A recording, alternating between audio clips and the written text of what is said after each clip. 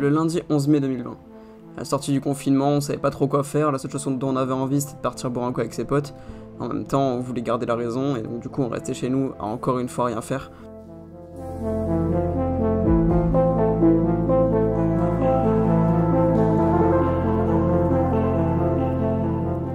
Le projet était très cool, il fallait délivrer en quelques jours, c'était un peu compliqué, mais avec les 2 mois de confinement qui ont été un peu durs en tant que développeur junior, j'avais pas le choix et j'ai accepté le projet. Alors je m'y mets de suite, je choisis l'hébergeur, le nom de domaine, les technologies, je commence par la base en SQL et en PHP, puis l'HTML pour une structure propre et saine, l'attaque au CSS pour un rendu clean et attractif, et le client avait quelques demandes en React.js. Je l'avais jamais vraiment utilisé, mais on m'avait toujours vanté la simplicité.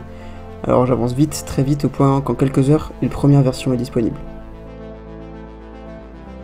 Accès non autorisé. Le genre d'erreur que l'on déteste voir en tant que dev. Je tente les procédures habituelles, rien ne marche. 47 heures, 36 minutes et 12 secondes, faut que je fasse une pause.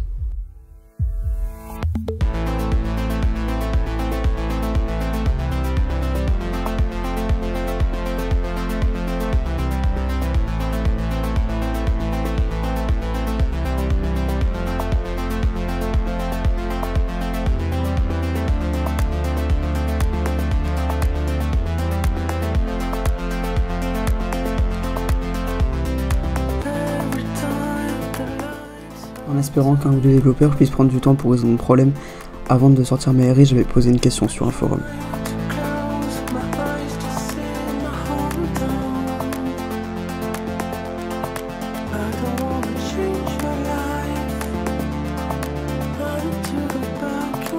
Comme pour chaque question de développement, je vais passer des dizaines d'erreurs. Des dizaines d'erreurs que j'arrive à résoudre, et il y en a une seule sur laquelle je bloque vraiment. Utiliser une API, c'est souvent un double tranchant.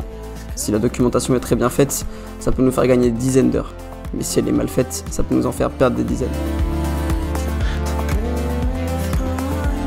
Celle que j'utilisais était justement très complexe. Elle traitait de données assez sensibles et du coup, c'était très sécurisé et très compliqué à utiliser. J'ai fini par m'endormir au bout de quelques heures. Mais j'ai été réveillé par une notification de Stack Overflow.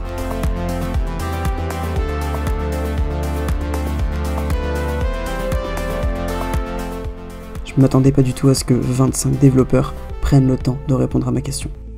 25 personnes partout dans le monde, des États-Unis, d'Inde, de Russie, avaient pris le temps de résoudre mon problème. Voir ces développeurs travailler main dans la main pour résoudre mon problème, un projet sur lequel ils n'étaient même pas payés, m'a poussé à rapidement me remettre au travail. En quelques heures, j'ai tout fini le projet, j'ai corrigé les bugs, tout ce qui était bon, et le client en était extrêmement satisfait.